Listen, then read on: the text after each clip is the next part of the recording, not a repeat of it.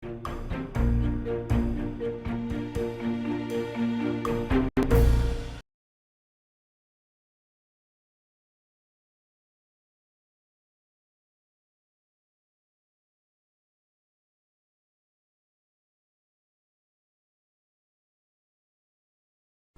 반갑습니다. 7월 14일 목요일 마감 시황입니다. 시장은 나쁘지 않게 마무리됐네요. 마지막까지 플러스 공은 유지하긴 했습니다만은, 네, 막판에, 네, 코스피는 마이너스로 살짝 떨어졌고요. 코스닥은 플러스가 나왔습니다. 0.38%. 근데 이것도 역시 강하게 좀 올라섰다가 좀 내려서는 모습이라서 아쉬움은 조금 있습니다만, 그래도 악재의 어떤 규모나 크기, 어떤 데미지에 비한다면, 이 정도 시장 상황이라면은 오히려 더, 네, 악재를 반가워했다 정도로 생각해야 될 것 같아요. 자, 외국인들은 매수를 확대하면서 마무리됐고요. 네, 빅 이벤트를 이제 만기일까지 다 소화를 시켰습니다. 자, 이제 만기일 이후에 이제 모든 이벤트가 다 끝나고 나서 실제적인 모양새가 나타나죠. 즉, 지금은 이제 이벤트가 딱 터졌을 때, 이게 뭐지? 정신없는 와중에서 그냥 대응이 됐겠지만, 이제 하루 정도 지나고 나면 이 부분들을 냉정하게 생각하는 부분이 생겨가 나게 됩니다. 그래서 실제로 이제 진짜 메인 포인트는 이제 내일 정도가 되지 않을까 생각합니다. 그래서 이대로만 잘 커준다면 네, 괜찮을 것 같아요. 더도 말고 덜도 말고 딱 네, 건강하게만 잘하다 그런 거 아닐까 싶습니다. 이런 과정 속에서 이제 대형주들이 좀 딱 버티고 서는 모습을 보여줬거든요. 그러니까 개별주들만 오늘 변동성을 좀 확대하는 모습이었다 생각하시면 되겠네요. 자, 차트를 한번 보도록 할까요? 네, 종합주가지수 먼저 볼게요. 코스피를 보시면은요, 오늘 양봉 마감이 됐습니다. 조금 아쉬운 감은 있어요. 5일선 위쪽까지 올라서 끝났으면 좋겠는데, 그게 조금 아쉬웠죠. 오늘 장중에는 그렇게까지 가지긴 했었는데, 막판에 조금 밀렸어요. 그래서 그 부분이고요. 장중에 이제 여기 2335포인트까지 상승하면서 딱 괜찮은 위치까지 갔었거든요. 근데 마지막에 2시 넘어가면서 좀 빠졌다는 것이 좀 아쉬운 부분인 것 같습니다.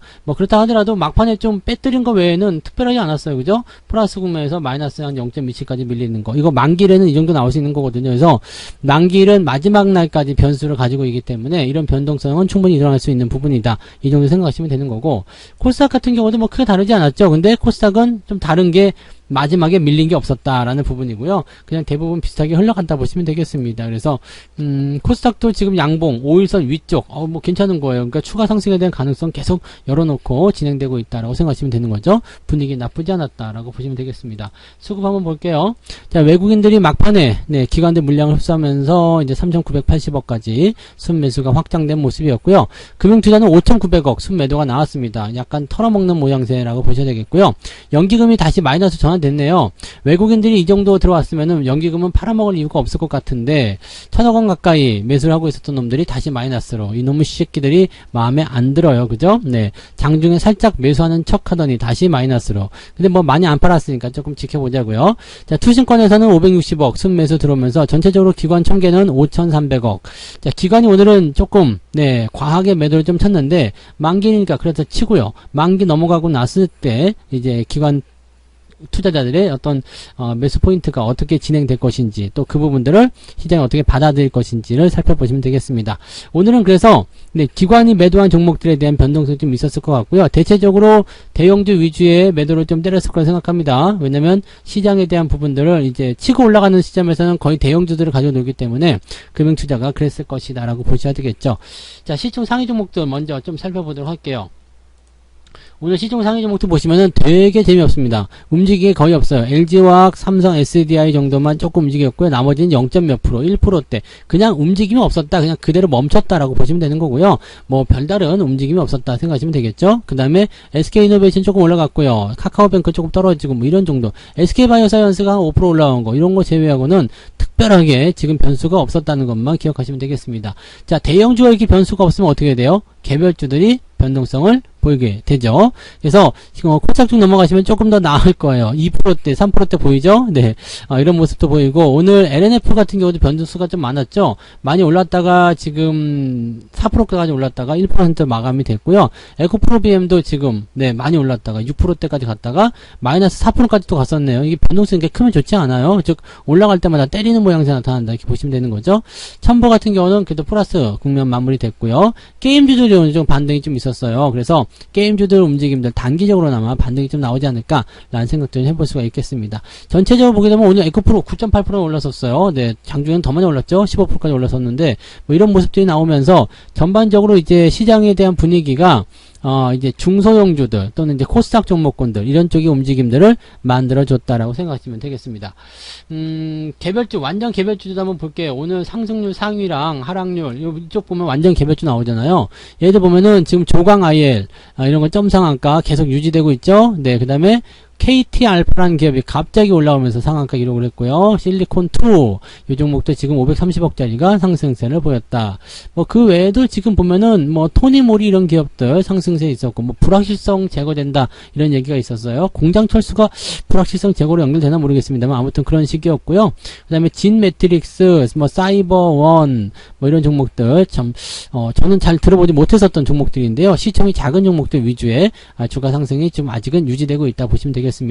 매도 같은 거 보시는 것도 그래요. 매도 같은 경우도요.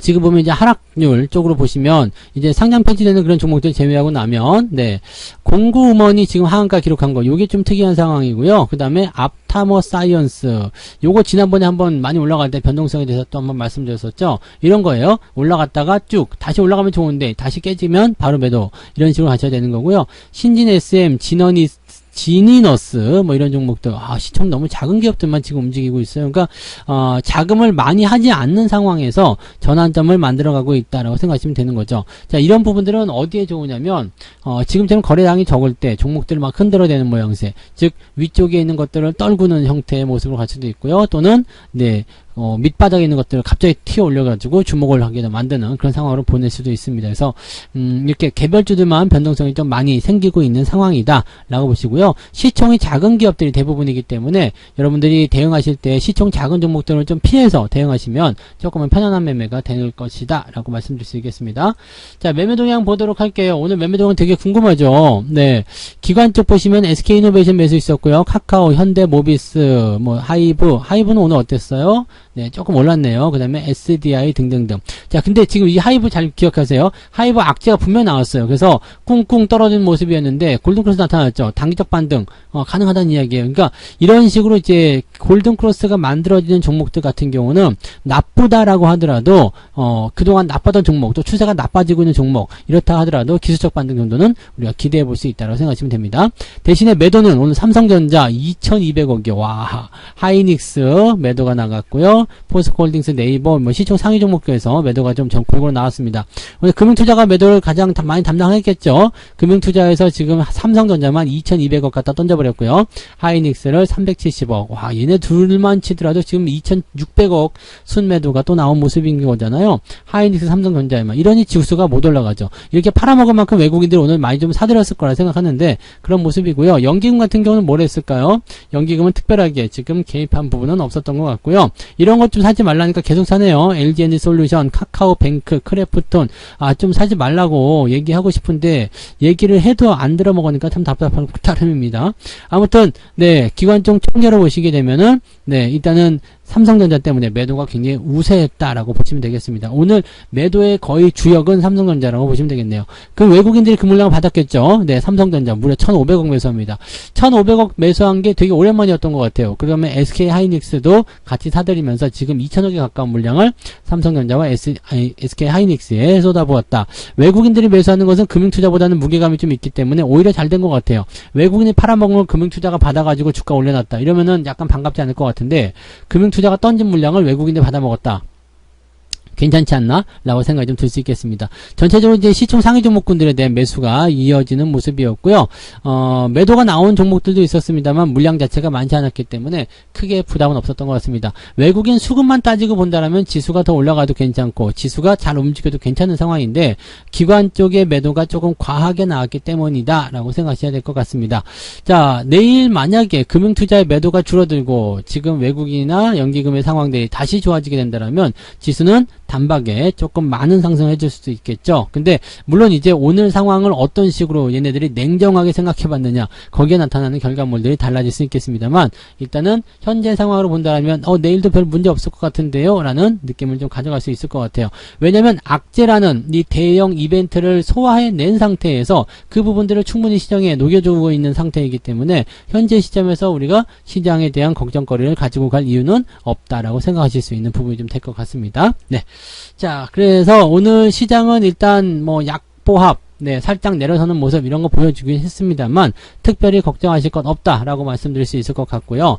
전체적인 동향은 오히려 네, 긍정적인 힘이 강하지 않나. 일요일도 악재가 떨어졌었는데도 불구하고 오히려 지수가 단단하게 움직였다. 이런 것들은 우리가 긍정적으로 볼 수 있는 부분이 좀 될 겁니다. 네, 그래서 그런 쪽으로 보시면 되겠고요. 자, 보다 많은 이야기나 또 상황에 대한 그런 포지션 정리 같은 경우는 이따가 저녁 방송에서 또 해드리도록 하겠습니다. 이따가 저녁에요. 9시부터 무료 방송 진행됩니다. 식사들 맛있게 하시고요. 네, 정리 잘 해놓으시고 딱 네, 불 끄고 방에 몰래 들어가가지고 혼자 보세요. 네, 혼자서 방송 시청하시면 됩니다. 오늘은 9시부터 시작되니까 9시까지 늦지 않게 방송에 오시면 되겠습니다. 자, 오늘 고생들 많으셨고요. 이따가 저녁에 뵙도록 하겠습니다. 고맙습니다. 본 방송에서 제공되는 모든 정보는 투자 판단의 참고 자료이며 투자의 최종 책임은 본 방송을 이용하는 본인에게 있습니다.